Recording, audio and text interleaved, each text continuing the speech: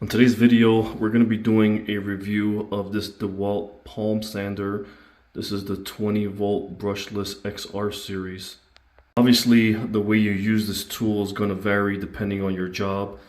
If you want to know whatever the grit you're going to have to use, depending if it's drywall work or if it's carpentry, woodwork, or even some people use it for metal work, you can use whatever grit is needed for that specific job.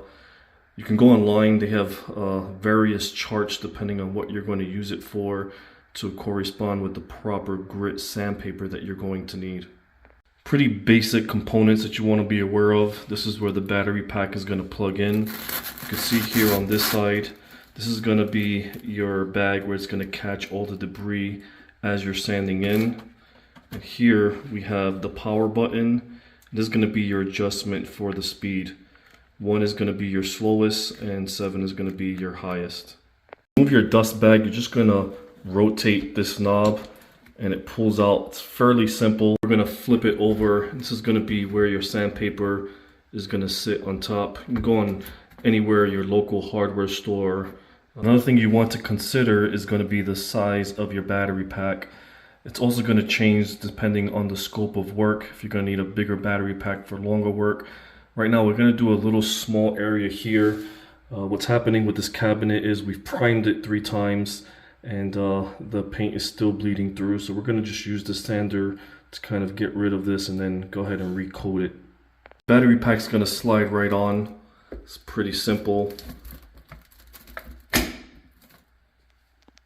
We have the 4 basic common grits of sandpaper. We have 80, 120, 180, and 240. Make sure you take the precautionary measures to protect yourself. You want to make sure that you have gloves, that you have your safety glasses, and you have a mask on as well. That's going to be useful for dust particles. You can see here I have my sandpaper on.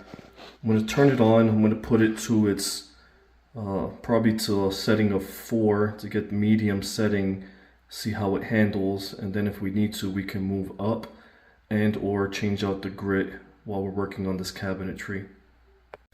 When you're starting, make sure that your battery is secured to your sander. Again, depending on the size, it's going to change the dimension, the weight of your sander. Ensure that you have it set to the proper setting. Check your dust bag, make sure it's nice and secure. Check to make sure that you have the proper grit sandpaper that you're going to be using for your specific job. You want to make sure you don't accidentally put something that's too abrasive, especially if you're into woodworking. Make sure you have the proper grit sandpaper for your job. Just double check. This easily comes off and you can inspect on the back. Now we're going to turn it on.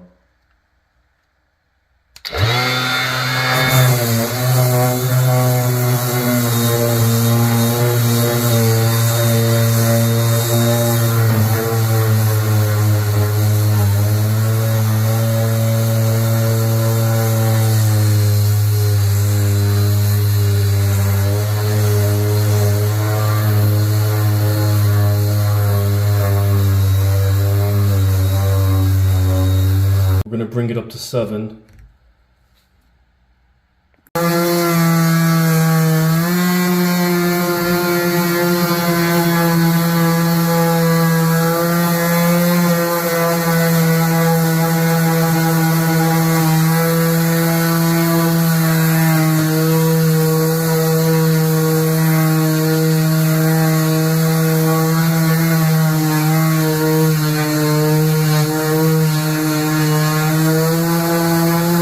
Definitely see here where the sander is starting to work and starting to strip the paint. You can see the problem here. Once we got underneath all of the coats of paint, whoever put the primer, they didn't properly prep the surface. And you can see here I was able to get a lot of that blue residue out. You can see it's much darker in this area.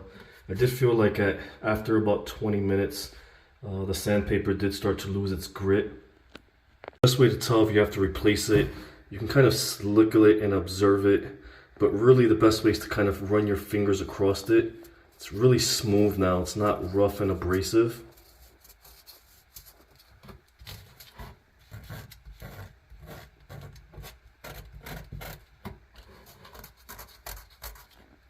You can see here in comparison that the sander definitely does the job that it's needed to do.